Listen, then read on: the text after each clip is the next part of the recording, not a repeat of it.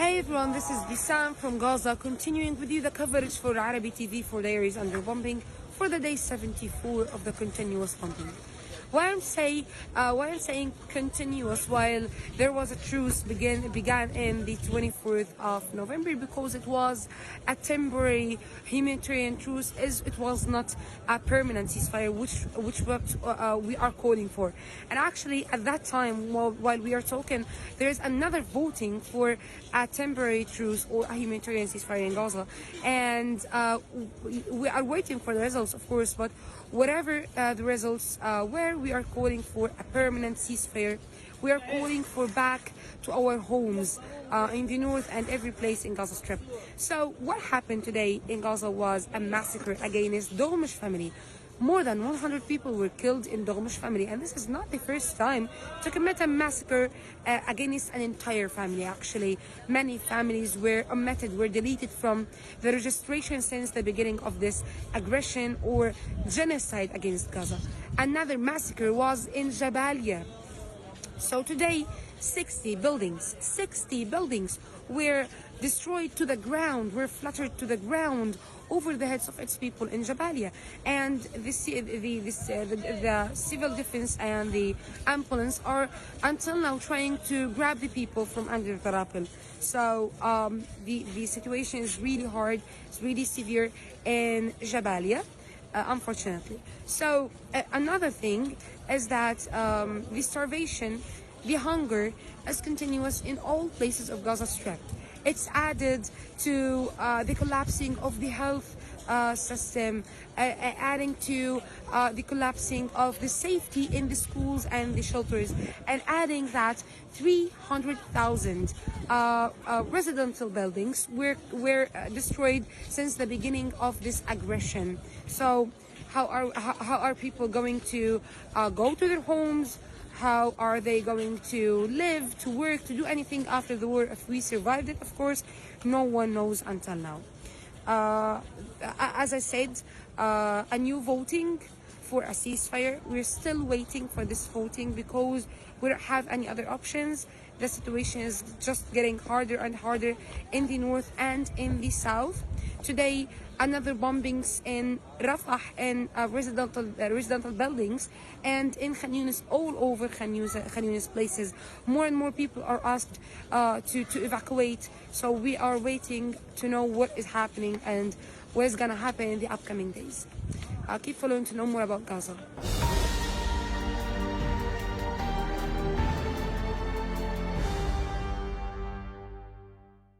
I'm just trying to avoid walking over blood.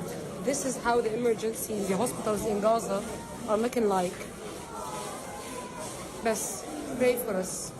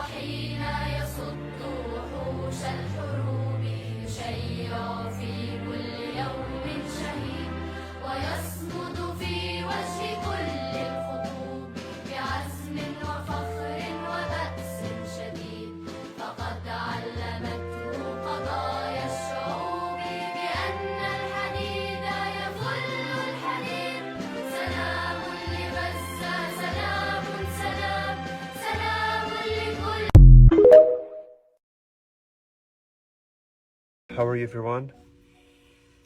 I just want to talk about the people who are still in the north of Gaza Strip and the people who are still in Gaza City itself.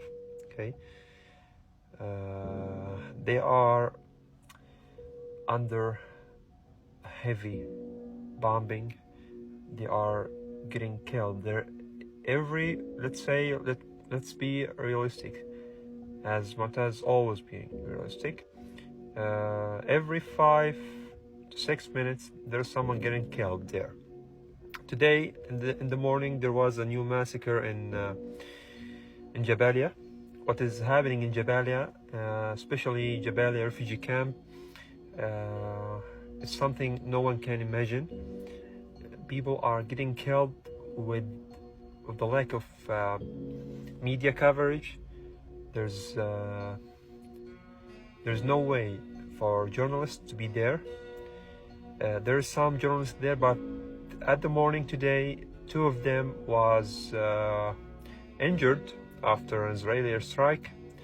A number of people got killed this morning. Every day there is a new genocide. Every day there is a new massacre, and not because I'm not showing everything here from what is happening that it did stop. It didn't stop. In a way or another, I can't go everywhere. I'm not Superman who can fly above the checkpoints, above the Israeli drones, above the Israeli jet fighters, the Israeli artillery, above the Israeli surveillance plans, so I can show and take pictures. Sometimes I share pictures from the people I know from there, but there's no good connection there. There's no food right now. They only got one time some aids from in the last bows, and now it's not enough. There is people stuck there. There are people insist to stay and not leave, but Israelis are killing them. The Israeli army are killing them with no mercy. And you can't see this because there's no way to show you from there. Okay, there's no way to show you. I'm here. I'm originally living in the middle area. Okay, so I'm now in home with my family, with my friends, with the people who evacuated to my house. But no one's safe. I mean,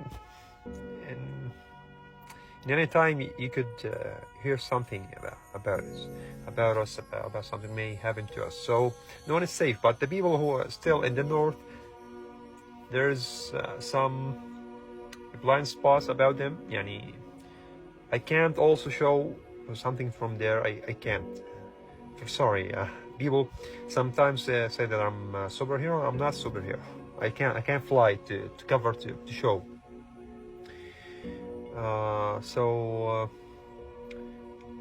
Sometimes also people blame me to not talk about it. I'm trying always to talk about everything is happening here, but I can't. I'm only human in the end. So don't blame me because I can't. Not because I can and I don't want to. I wish I can turn on my car and go there to cover, but I can't. In the end, I'm a Palestinian. I'm from Gaza. They would kill me if they saw me there. And thank God I evacuated Gaza just a day before the Israeli tank entered and blocked the way. Because if I stuck in Gaza City and if I crossed the checkpoints they made, believe me, they will kill me immediately. So I'm sorry. I'm trying to do my best. I'm trying to not even feel weak. But I'm so exhausted. I don't even take a rest. And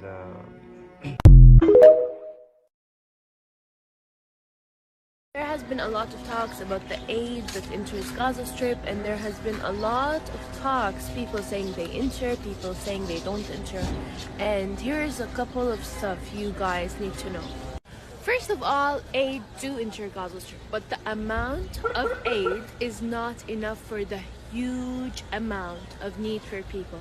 We're talking about 2.5 million Palestinians in the blockaded Gaza Strip that are homeless, displaced, lost their houses, lost everything they have. They don't have their businesses anymore, they're not working. So all of these 2.5 million people have zero income. At the same time, these people need daily assistance. So the amount of aid entering is totally and definitely not enough. some people are saying that they did not benefit from any of the aid that entered the Gaza Strip. This is very normal. People's names are still on the list, and there has been 0 people collecting data. And most of the people that do receive aid have their names on logs and on a database where they used to receive every single month aid from UNRWA and other organizations. For example, my family is waiting on the list to take flour from the UNRWA because we never received anything from the UNRWA and we're not refugees. But now everyone is refugees, everyone's displaced, and it's different. So that's something I want to talk. Another thing I want to say, okay, so why people sell their aid is because they want cash. And why do they want cash? For example, they want to buy vegetables, they want to buy winter clothes, they want cash, they want to buy water, and all of these stuff are not in the aid they receive, in the food parcels they receive, so that's why they sell it. And as long as you find stuff and aid you buy on the streets, that means we are receiving aid. As long as we're not receiving any aid, we won't find anything to buy. And this is what happened a couple of weeks ago when aid did not enter the Gaza Strip.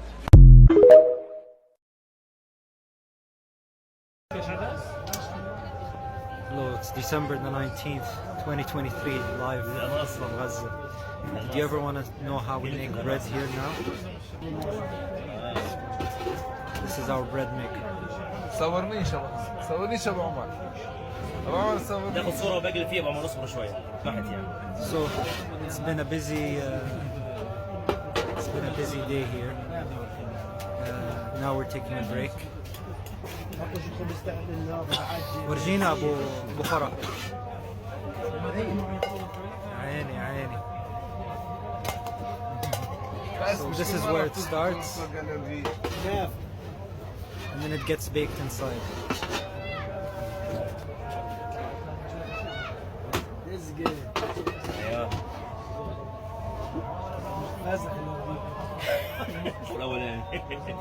So this is how we bake bread here. I hope that was a quick tutorial. رغيف غزاوي رغيف غزاوي. This is the Gaza bread. Okay, stay strong, stay safe. Inshallah, together we will make through this, inshallah. And with the adhan of the Isha prayer, inshallah, we have to go and pray. Please continue to remain strong. We see you, we hear you. Stay in touch. Assalamu alaikum.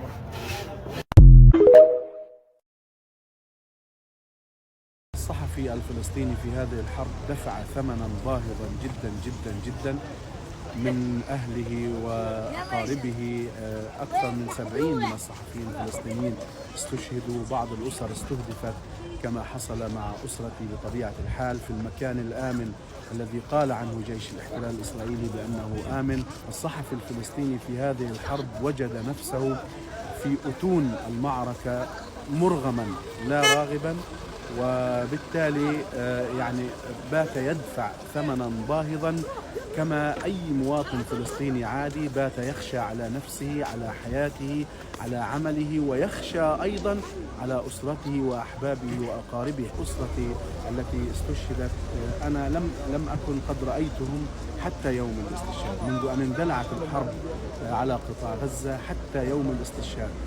ودعتهم قبل أن أذهب إلى الحرب، وودعتهم عندما دفنتهم ووريتهم الثرى. صعب صراحة هو إنه إحنا اضطرينا ننزح تقريبا 4 مرات، يعني كنا في غزة اضطرينا ننزح على مستشفى ناصر، بعدين مستشفى ناصر اضطرينا نيجي هان، وأكثر إشي الصعوبة إنه أنت تلاقي مكان إنك أنت تقعد فيه. يعني زي ما أنتم شايفين المكان الوحيد اللي أنا بقدر أنام فيه هي السيارة. اليوم احنا نجد صعوبة في الوصول إلى المعلومة، في معرفة أماكن الاستهدافات بدقة، معرفة عدد الضحايا بدقة، فبالتالي هذا صراع آخر المرتبط فيه هو انقطاع الإنترنت والاتصالات. الحرب هذه تختلف عن الحروب السابقة كون انه لا يوجد مكان امن في كل انحاء قطاع غزه، حتى الدروع اللي احنا بنلبسها هي ما بتوفر لنا الحمايه، بسبب انه الطائرات الاسرائيليه والجيش الاسرائيلي ما بيفرق ما بين صحفي ومواطن. واجهنا صعوبه كبيره بانه احنا بنتنقل من مكان الى اخر ومعنا عوائلنا، يعني انا موجود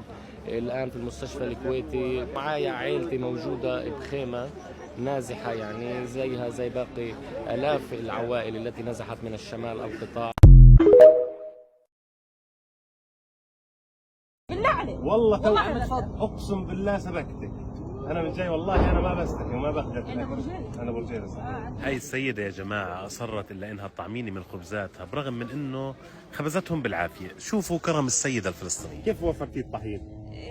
شوية من أختي، شوية من بنت حماية، وزي هيك هاي حياتنا. ايش نسوي؟ أنا بخلص صاجي من الساعة 9. من الساعة 9 بخلص الصاج؟ ليش؟ لفيت على كذا مكان كمان عشان أشوف نار يعني كويسة هيك. لأنه الوقت في مي وفش ومش لاقيين كراتين ولا لاقيين أي شيء. كنا في الشرقية وهربونا اليهود يوم الأربعاء، كنا بندرس الوكالة وهربونا اليهود وقالوا خلاص ما ينفعش تقعدوا هنا، وإجينا على ناصر. نظيف اليوم جبتي؟ والله عملت فيهم 40 بس تفرحت الصورة خربان. 40؟ يعني بصح لنا 5 6؟ لو سهل. أكيد ولا؟ كله على حسابكم. لا والله لو سهل. ولا عشان بنصور؟ لا والله أنا عزمت عليكم قبل ما تصوروا. المصاري متوفرات، مش إحنا إنه إحنا فقراء ومش عارف إيش، بس الوضع بالمرة فيش إشي فاهم؟ بيتنا مهدوم على فكرة والله. بيتنا راح. والله العظيم اللي بدك إياه خذه. والله العظيم. أكيد. والله غير كله في ميزان حسناتك إن شاء الله. أمانتها. والله العظيم خذ. والله العظيم. والله العظيم أنا خجلان منك، بس أنا مش قادر، أقسم بالله ما أنا قادر. إن شاء الله نخلص الحرب ونرجع دونا على خير وباجي باكل الخبزات. باجي. ابويا وابني تستشهدوا. بس عند الله عند الله يرحمهم. الحمد لله الحمد لله. طيب حبيبي ابني حبيبي، عارف قديش عمره؟ حاسس قديش؟ عارف قديش عمره؟ حاسس قديش عمره 30 يوم. الله بيخليه طيب. والله 6 زي استشهد. ابويا استشهد في الجنة، في الجنة والله، في الجنة والله، غير في الجنة والله. كله من مسحه، كل العيال مسحه.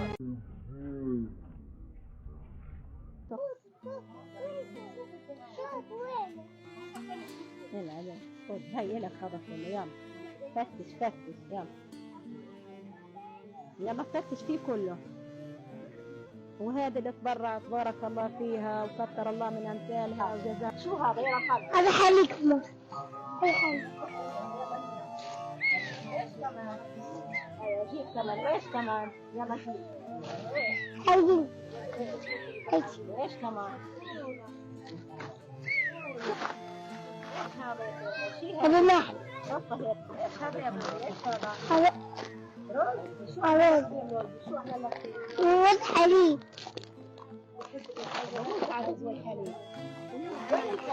ماشي يلا خذ يا جدي. يلا طلع فرحان اسمه عيد عنده. يلا طلع.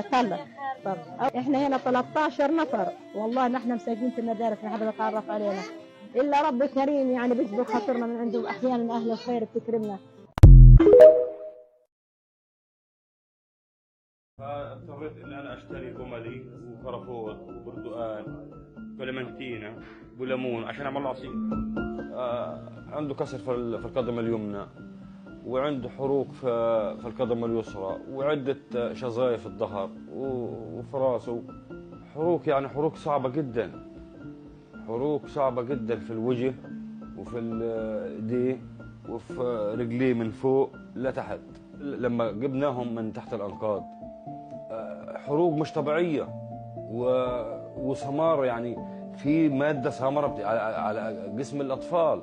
والله صواريخ قوية جدا، يعني مش لأول مرة نسمعها ولأول مرة نشوفها. يعني بقول لك بتدمر مربعات كاملة. والله يا محمد هذا ابني الوحيد، يعني أنا يعني بعد ربنا أولا ثم محمد ابني، يعني فيش اللي هو يعني محمد. أنا عندي محمد كل حاجة في حياتي.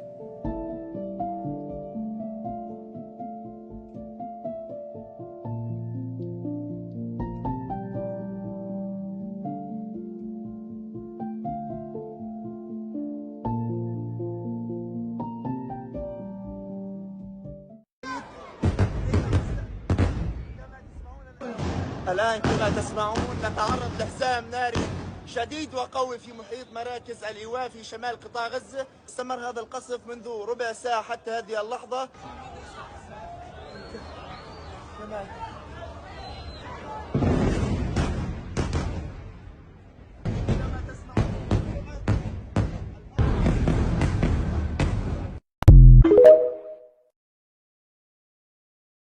Blindfolded and beaten for nearly a month.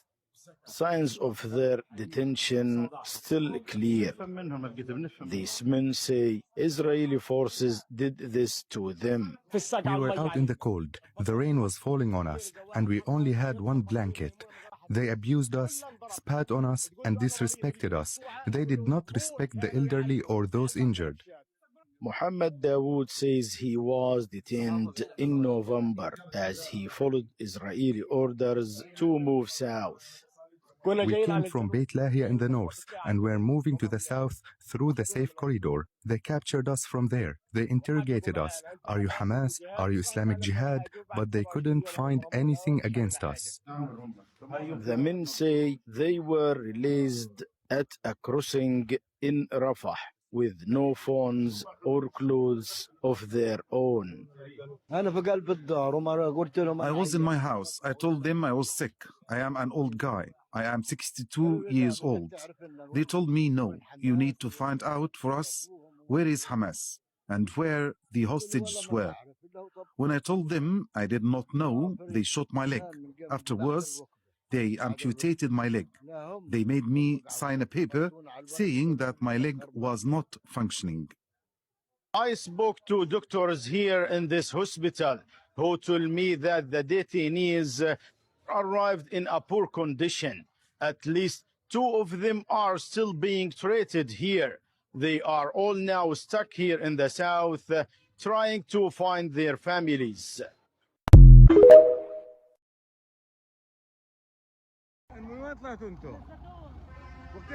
رشعنا جوا الدور وطلعونا واعتقلونا ولنا 25 يوم محبوسين عندهم عذبونا وكسرونا وهذا رقم واحدة والحمد لله. أنا غزة أخذوني وأنا قاعد على المرق ولادي قاعد لا بقول اطلع الجيش طلعنا أخذونا جوا على السبع بهدلونا كل شوية عذاب كهرباء عذاب ذبحونا ذبح مش قادرين يا راجل.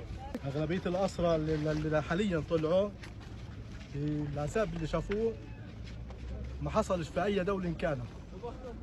يعني شبيه لجوانتانامو بصراحة من الاخر السطر الاخير. فهم اعطوا خط امن وهو مش خط امن.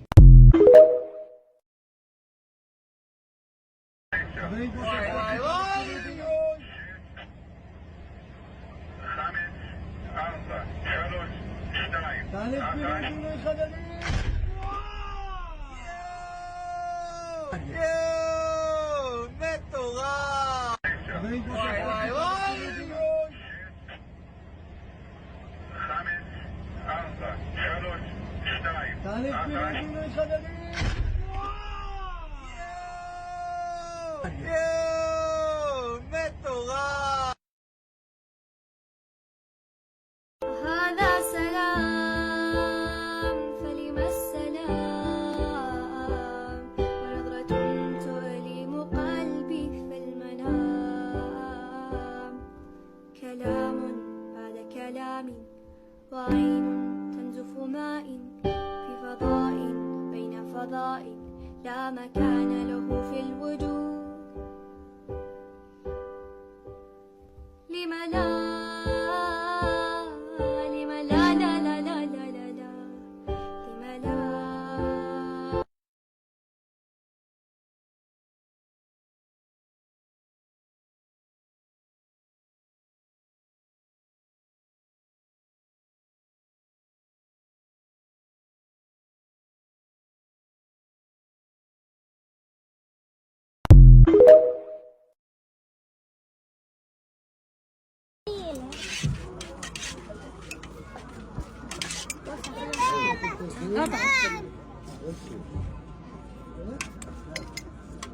كيف المعاناة اللي احنا عايشينها؟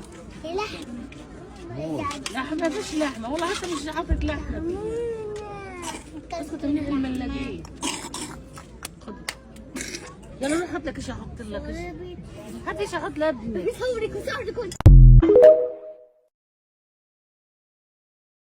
Before I start with the update video today, did you guys see what the head of the local council in northern Israel said? He called for Gazans to be loaded up onto Israeli Navy ships and taken to Lebanese refugee camps. And he said that Gaza should be turned into a museum so that the world will learn what Israel can do. And then he went on to say that the Gaza Strip should be flattened completely, just like Auschwitz today, and that Palestinian residents should be forcefully transferred to refugee camps in Lebanon. For those that don't know, there are over 200,000 Palestinians living in refugee camps in Lebanon. They shouldn't be forced out of their homes and thrown into refugee camps. They have a home, they have a land. And those who are in the refugee camps in Lebanon should be able to go home. Those of you that keep saying, why don't Palestinians just leave? That's exactly what that guy wants you to feel like and say and think. Today is December 19th. I have updates for today. If I miss anything, please comment it. The IOF targeted residential buildings in Rafah, martyring 29 people. This is after they've declared Rafah a safe zone. H Group posted a video on their Telegram of 3 captives pleading to Israel for their immediate release. But it seems like Israel is more consumed in continuing their violence and their genocide than they are with actually getting the hostages back. Adel Zaroub is another journalist that has been martyred by the IOF during an air raid. The air raid targeted his family's home in Rafah. Jabalia refugee camp has been attacked again by the IOF, martyring 13 people. Israeli forces detained 240 people, including 80 medical staff, 40 patients, and 120 displaced people in Al-Auda hospital in northern Gaza.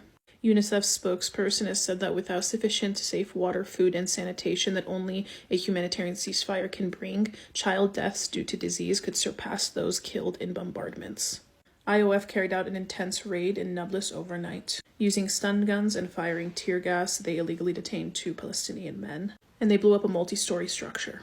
The IOF have illegally detained 30 Palestinians overnight in the occupied West Bank. Do not stop communicating, do not stop spreading information, don't stop protesting, don't stop boycotting. It doesn't matter what laws they try to put into place to stop us from using our voices, we will continue. From the river to the sea, Palestine will be free.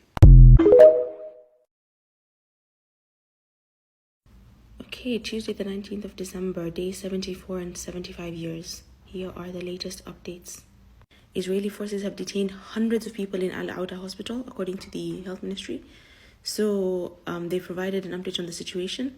Israeli forces have turned the hospital into a military barracks. They have detained 240 people, including 80 medical staff, 40 patients, and 120 displaced people inside the hospital. And they have arrested a further 6 hospital staff, including the director of this facility, Ahmed Muhanna. So firstly, 3 residential buildings have been bombed in Rafah, with at least 29 people killed and many, many more feared to be trapped under the rubble. In fact, as a result of today's bombings, 3 children have had to watch their father burn in front of their eyes because of Israeli airstrikes. Israeli forces have carried out an intense overnight raid in Nablus, which is in the occupied West Bank, by the way. They have fired grenades, stun grenades, tear gas, and they've arrested 2 men from the town, and they've blown up a multi-story structure. Also, the U.S. Defense Secretary has announced a multinational security initiative. Effectively, it's the U.S. and some other Western countries and the traitor Bahrain, and they have come together to create this task force to combat the Yemeni Houthis who've been seizing ships and basically causing so much disruption to Israel. And the only people standing to lose from this is them. Literally, the US, Israel, and these other countries. Because this is costing Israel so much, and the US, that it could be the change that is needed. Hamas has also released a video to its Telegram of 3 Israeli captives pleading to Israel for their immediate release. This comes after Israel murdered 3 of their own captives who were unarmed and waving a white flag. There is a tactical pause taking place from 10 a.m. Gaza time to 2 p.m. for humanitarian purposes today in Rafah, in Al-Janina, but that is the only area where this pause applies. So the Yemeni Houthis have said that this new alliance of all these countries and the traitor Bahrain is unnecessary, and it will have no impact on their stance in the war, according to their chief negotiator. And he says that it's essentially unnecessary because all waters near Yemen are still safe, except for Israeli-linked ships or vessels, right? He says that they've only targeted Israeli-linked ships and vessels, and they have waged attacks on more than a dozen commercial ships that they consider to be linked to Israel since this war broke up. Israeli forces have raided a town near Bethlehem, the town of Nahalin in southwest occupied West Bank, and they were also carried out in these overnight raids in other parts of the occupied territory, including Ramallah, Jenin, Hebron, and Tulkarem. More than 4,500 people have been arrested amid Israeli raids in the occupied West Bank since the 7th of October. The US, by the way, the US-led mission, which is called Operation Prosperity Guardian, will include joint patrols of the UK, Bahrain, traitors, Canada, France, Italy, Netherlands, Norway, Seychelles, and Spain to take this patrol to stop the Yemeni Houthis. Also, in other news, which is positive in my eyes, hundreds of Israeli airport workers have been laid off. An additional, 600 have been put on unpaid leave, and an additional 2,000 will have their work hours cut by 25%. We are costing them financially. Israel cannot keep doing this for longer. Also, yesterday, Mr. Rishi Sunak, and within an hour of BP having to reroute their ships because of Yemeni Houthi attacks, within an hour, Rishi Sunak decided to call for a ceasefire. Within an hour. It's working. An entire home has been destroyed in the occupied West Bank amid Israeli raid. So they've blown up the home of a Palestinian prisoner overnight in Nablus. According to Wafa, it's a 3-story building in the town of Aqraba. Most updates from Al Jazeera, by the way, guys, and incorporated some updates from Telegram and elsewhere. Yeah, day 74. I feel like I must remind you guys that the death toll is 25,612, including 10,091 children. This includes those who are buried under the rubble. Just a little reminder.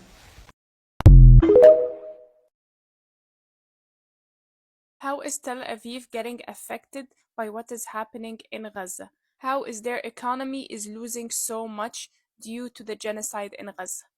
2 days ago, the Israeli airport authorities gave 600 employees an open vacation without a salary.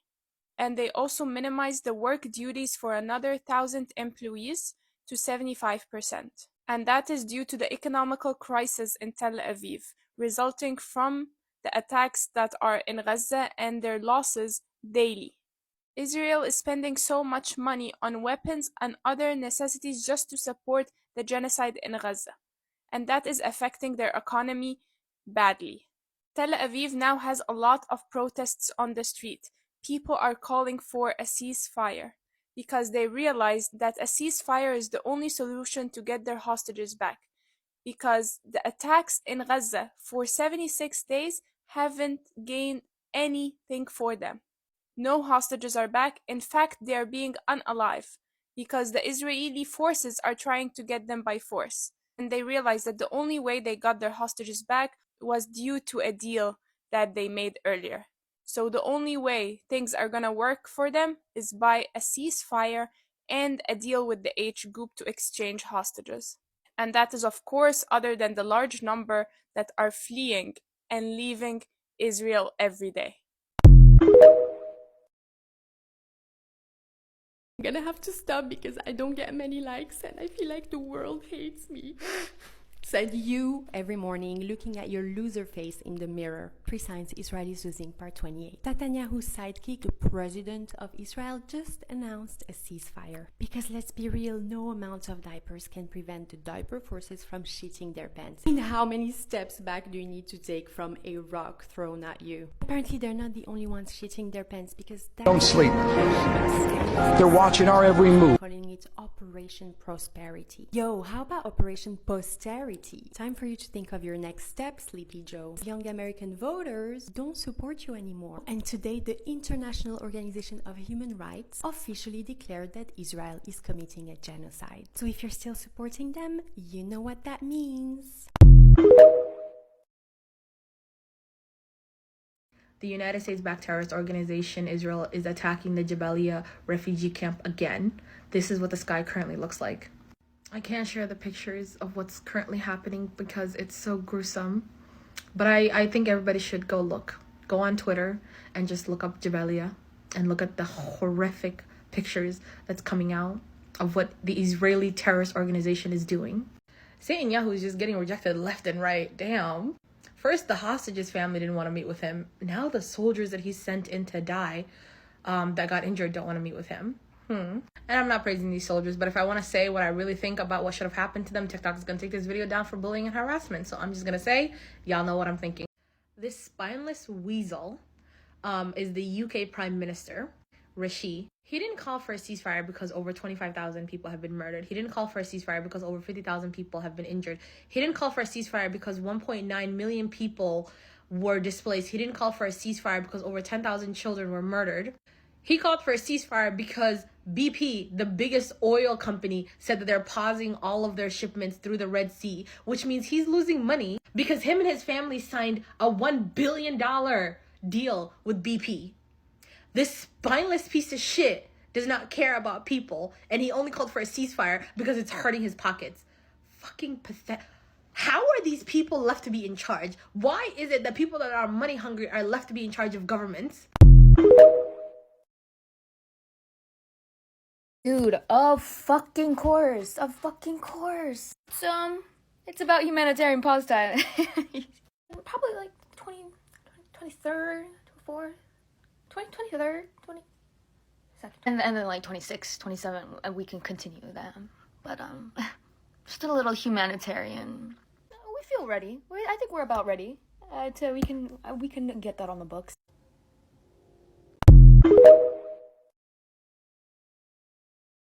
Israel's holding the entire Middle East hostage, not just Palestine. This was just reported yesterday, December 18th. Syrian army says Israeli missiles hit near Damascus. Syrian army says Israeli airstrikes from the Golan Heights hit the outskirts of Damascus city on Sunday evening. They're also disrupting Iran. Suspected Israeli cyber attack paralyzes petrol stations across Iran. A possible Israeli cyber attack has disabled 70% of petrol pumps in Iran, causing chaos for motorists. And of course, they've been also trying to wage war against Lebanon for a long time. And of course, there's the onslaught in Palestine that seems to never end. Israeli council leader says Gaza should be turned into Auschwitz.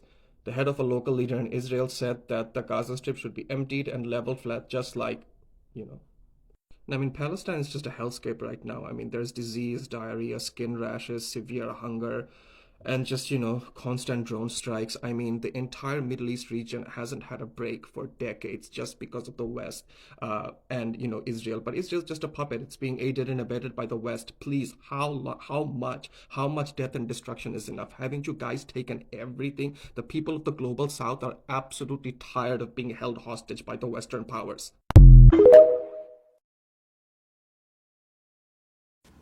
We now have footage of Ukrainian soldiers helping the IOF. We've also seen footage of the French, the British, and the Americans. But let the Houthis try to help. Oh my gosh, the world is falling apart. We need a multinational task force to stop them. By the way, this is the same Ukraine that abstained from the ceasefire vote.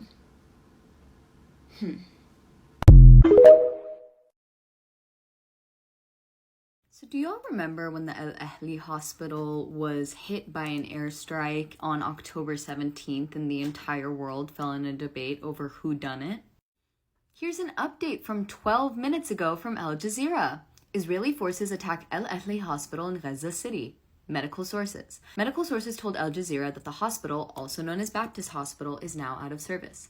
They added that the Israeli military had forced displaced people sheltering in the hospital out and arrested 2 doctors. Ghassan Abu Sitta, a British Palestinian surgeon who worked at the hospital in the first 2 months of the conflict and is now back in the UK, wrote in a social media post that the Al Ahli had been attacked, that staff and wounded people had been rounded up. And according to this report that was released by the United Nations on December 7th, at least 364 attacks on healthcare services have been recorded in the occupied Palestinian territory since the 7th of October 2023, resulting in at least 553 people killed and 729 injured. More than 50 health facilities and 190 ambulances have also been affected.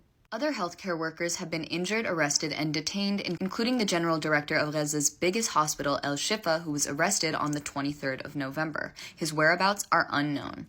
El-Endonesi hospital has reportedly been bombed 35 times since the 28th of October. I don't know about y'all, but I haven't really heard from the rah-rah everything's Palestine's fault when it comes to the attack on healthcare systems, especially the El-Ahli hospital, since October.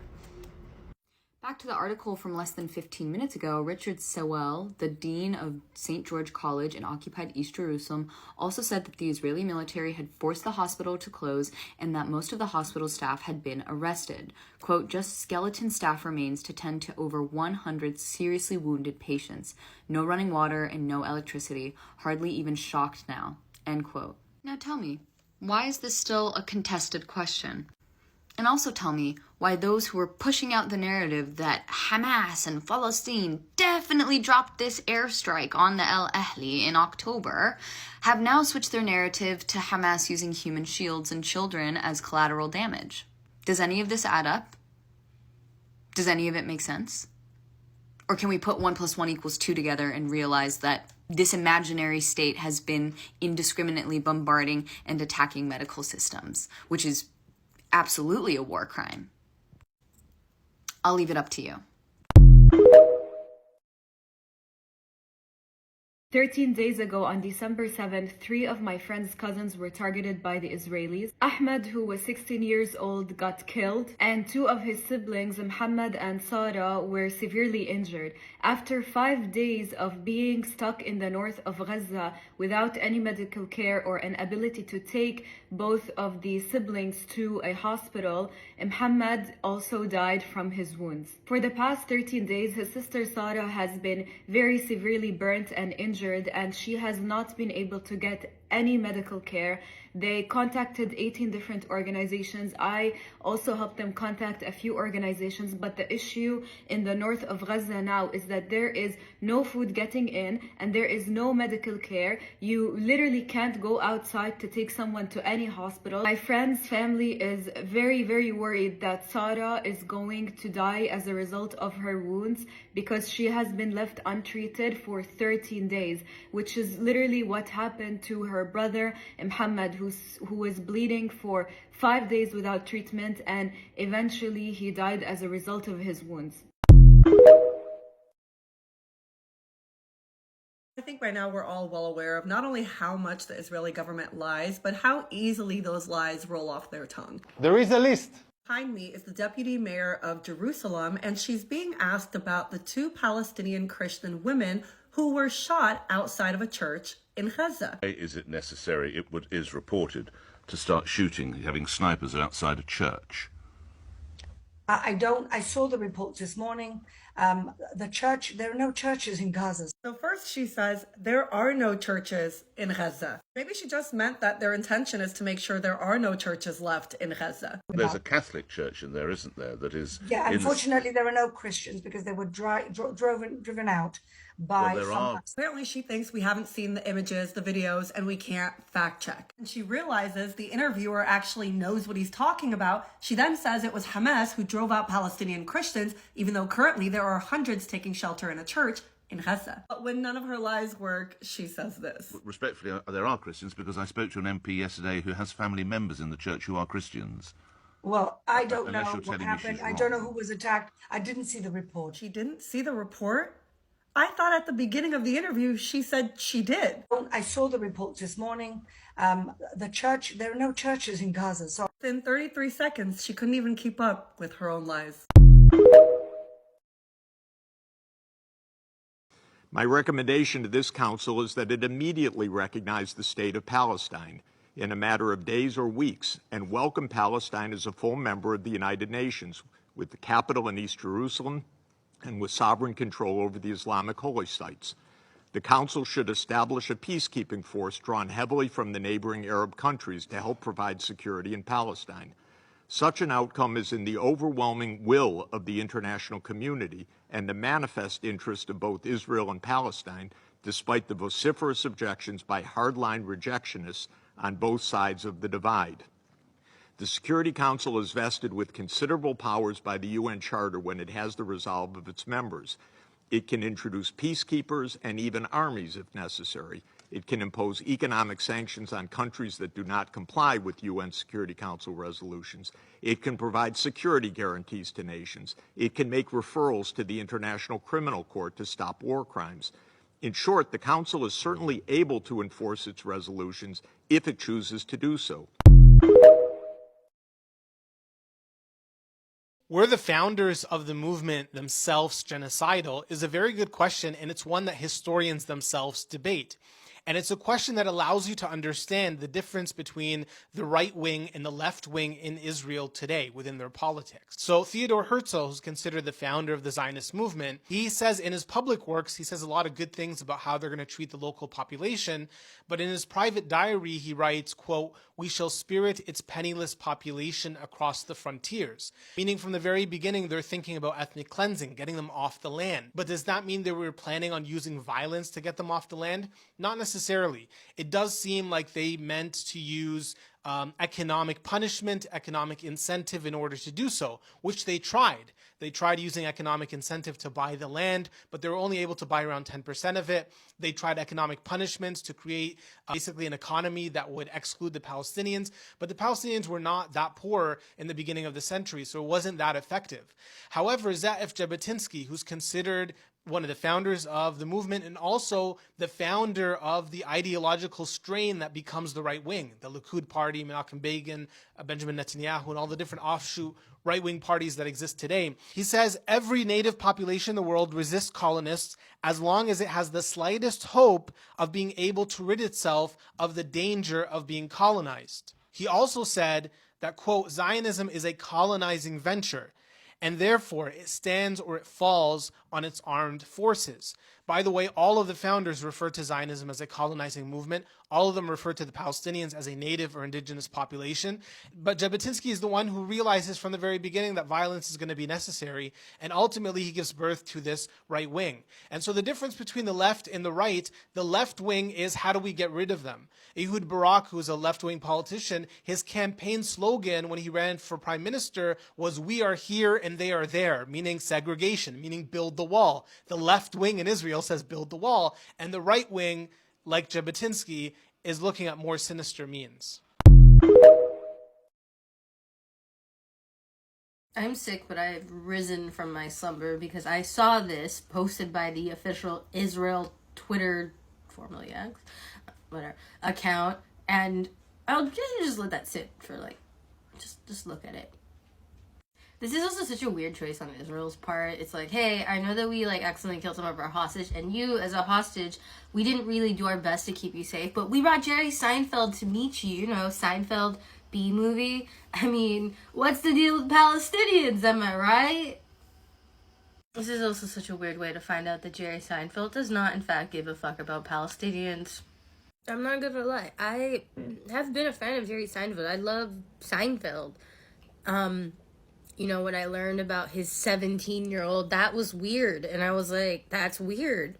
And part of it's like, well, you know, that was in the past. But no, this just for me re-highlights the fact that being famous, being like well-loved, doesn't make you not a creep. Hence, dating a 17-year-old when you're in your late 30s. It doesn't make you a good person. Hence, supporting a genocide. I'm seeing a lot of people who are feeling depressed of what's happening in Palestine, and they feel so helpless, especially when they realize there are 15,000 trucks of aid waiting on the Egyptian side of the Rafah crossing and are not able to go to the people of Gaza. And I genuinely understand people feeling, but what if I told you that you can help some of the people of Gaza? Let me introduce you to the concept of eSims. eSims is basically electronic SIMs. It feeds off other non-local coverage. And you can buy an eSIM and donate it to a journalist in Palestine, in Gaza, or a doctor or a paramedic, whatever. We are seeing a loss of communication every single day. It became a part of living in Palestine. And if you want journalists and doctors and medical staff to keep doing their job, they have to find ways to connect to the internet. So here are the steps. First, you download the app Nomad. Sign up with your email and go to regional plan. You see here, regional plan. Scroll down until you find Middle East. You will find different pricing of plans. Please, please, please choose the highest one. Choose the one with 10 gigabytes for $32. People need it so much. Now you click I understand, select a payment method, and here is the most important part. Listen to me carefully. You see this email, gazaesim@gmail.com. Once you pay for the eSIM, you will receive an email from the app. Go to your email inbox. Scroll down until you find the QR code. Hold on the screen until you download the QR code. Start a new email and send the QR code to gazaesim@gmail.com. And this is an important note. Never activate the plan. Once you activate the plan, it's not going to be active in the Middle East. Never activate the eSIM. Download the QR code and send it to gazaesim@gmail.com. Again, make sure to follow these steps and make sure to send it to the right email. And you can also follow Mirna Al-Hilbawi. She is the one who came up with this initiative. She is on Instagram and Twitter. You'll find a lot of different information that you can use in order to help some of the people in Gaza to connect to the internet. For now, that's the way that we can help some of the people in Palestine and Gaza. May Allah help them and give them patience. Ameen, Ameen, Ya Rabb. The way that people talk about Israeli soldiers dying is fascinating to me. Like, there was this girl from a city in Georgia. I live in Georgia. She's 20 years old. She left Georgia to serve in the IDF, and then she died serving in the IDF. You know, as soldiers do, die serving in the military. It made news. It made news. Local news. From the city, in the city that she's from, it made local news. Like, oh, devastating, girl from this place in Georgia in America went to serve in the IDF and she died. Her parents failed her. Her parents failed her. They raised her to be a Zionist, and then they all moved, I believe they all moved to Israel together. And she served in the IDF because of her parents. She died serving the IDF, and her parents are to blame. Soldiers dying is not news, y'all. I don't know, I find it fascinating the way that was covered. People are taking more time mourning people who are voluntarily joining the IDF. Because as we remember, as we know, people in Israel have to serve in the IDF. It's mandatory. And this girl and many people are going to Israel to serve, and they're dying. Like, that is avoidable. I don't know. I think it's a really fascinating thing to spend time covering. I mean, that person did not die for any country, for any cause. I mean, her death was just entirely unnecessary. There are so many fronts that Gazans are fighting right now. There's the obvious front of bombs, white phosphorus, shelling. Then there's some issues that get looked past sometimes, such as starvation, dehydration, and waterborne illnesses. Now, in addition to that, children are showing these rashes, and we don't know what it is because you can't necessarily go to the doctors right now or get your measles vaccination. It could be measles. And then on top of all of these things, they get called human shields. Why is Israel targeting schools, bakeries, hospitals, churches? Let's start with 1948. Stay with me, I know we're going to go back in history a bit. Now, 1948 is when the Nakba happened. This included the death and expulsion of a lot of Palestinians. Now, between 1947 and 1949, there was 1.9 million Palestinians, and 750,000 of them became refugees. And 75 years ago, Israel could get away with this without tremendous international backlash. But right now, the world is crying with Palestine. So, to answer the question of before, bombing churches, hospitals, bakeries, schools, it is the intention of making it unlivable land. This has been ongoing since before this, not even just in Gaza. People in the West Bank have had trash thrown at them and have had illnesses be brought up because of this. When you are losing public opinion, you have to ruin the infrastructure of a land. And it's been said many times before my video, I'm not the person who came up with this thought, but for them to go in and destroy the olive trees and destroy the infrastructure, if that is their land, why are they harming it in this way? Please note a very weird thing. IDF always aims to target all the maternity and children departments in all hospitals as first place to bomb. Why? It's important that y'all recognize the entire goal of genocide. Genocide is to wipe out that ethnic group or the group being targeted completely. That also means future generations. That is why the IDF has targeted maternity wards, pregnant women. That is why they have killed infants, execution style as well. That is the exact same method that Nazis used in Nazi Germany. If you read Night by Elie Wiesel, who was a survivor of Auschwitz, he detailed soldiers ripping babies from their mother's arms and using them as target practice. In the U.S., if you read an Indigenous Peoples History of the United States, the U.S. settlers also targeted children of indigenous nations. It is deliberate. The U.S. also forced sterilization on black women in the United States. Up until, what was it, the 1980s, 1970s? Up until recently, just at the border, migrants coming in from Mexico were forcibly sterilized against their consent. It is deliberate. When looking at genocide, it is deliberate. When looking at white supremacy, it is deliberate. But wait, there's more. We're talking about cultural similarities between Palestinians and Latinos. And we've realized we both use olive oil to cure ailments. Pero mira, do you know how to say olive in Arabic? Zaytuna. Zaytuna. I think I'm saying that right. Please tell me if I'm not Palestinian people. Pero mira, what does zaytuna sound like? Aceituna. That's how we say olive in Espanol, aceituna. Why? Because Latinos speak Spanish, and Spanish is from Spain, and Spain learned how to say olive from who? The Moors, who were what? Arabic. So mira, tú tienes un dolor de estómago. Go get yourself some zaytuna falastini.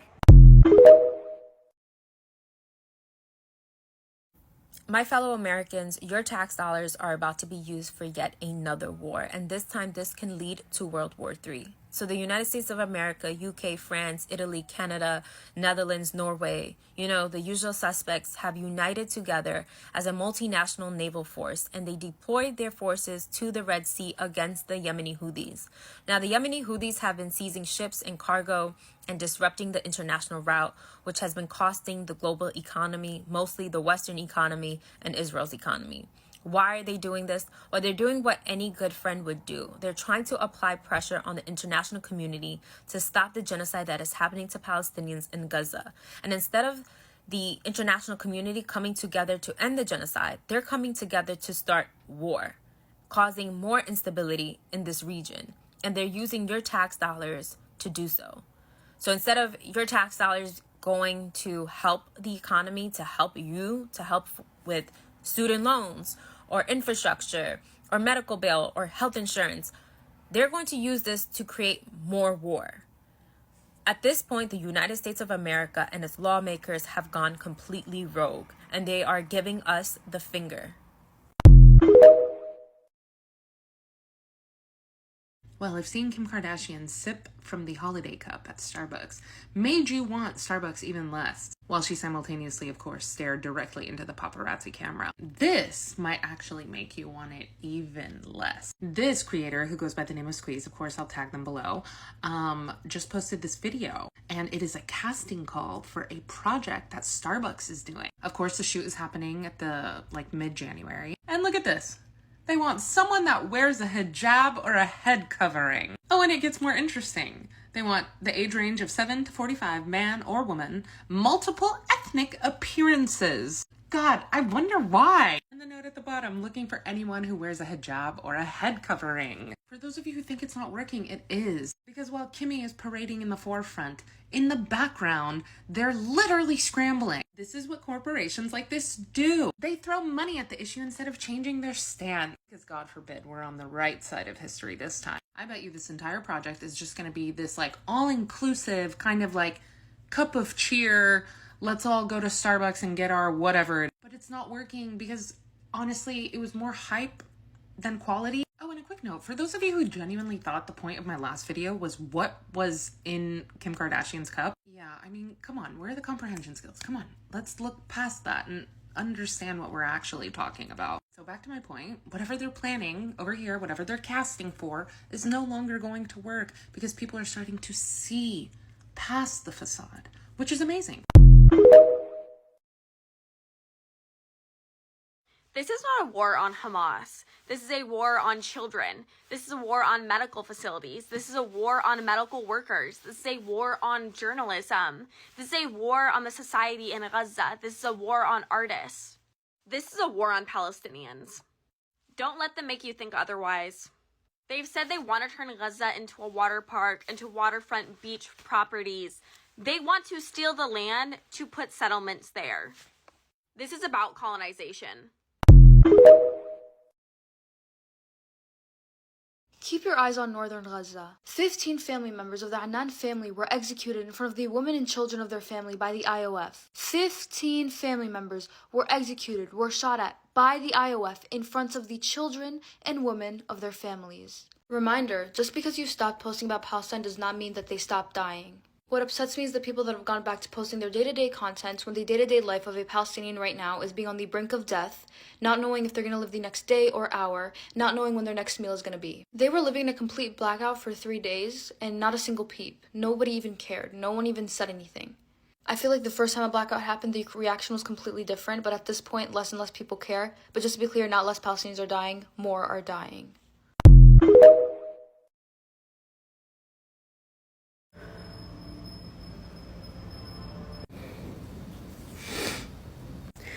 I saw a doctor holding up basically like a lump of a person. It looked like they didn't have their head anymore. And that was like 3 hours ago, and I can't stop feeling I'm gonna vomit. I saw a row of children this morning. It didn't look like they were sleeping. They didn't look like they were calmly sleeping.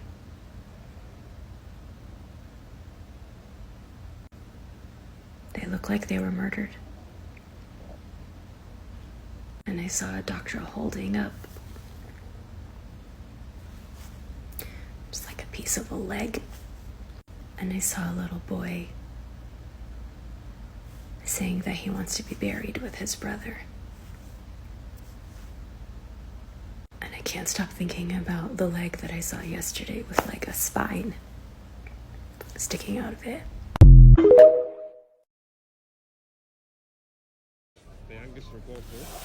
There's something so saddening yet inspiring about this. Saddening because it didn't come from good circumstances, but inspiring because despite all the nasty propaganda that's going around about the children and the men and the women, all you really see is these kids looking up to the other people, wanting to be reporters, wanting to report the truth. And it's sad because she's only 9.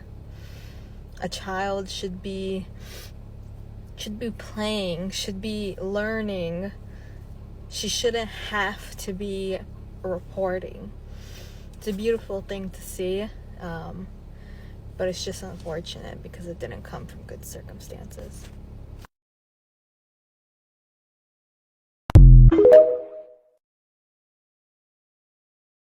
Don't forget that it's not just about free Palestine, but the Palestine that's freeing us along the way.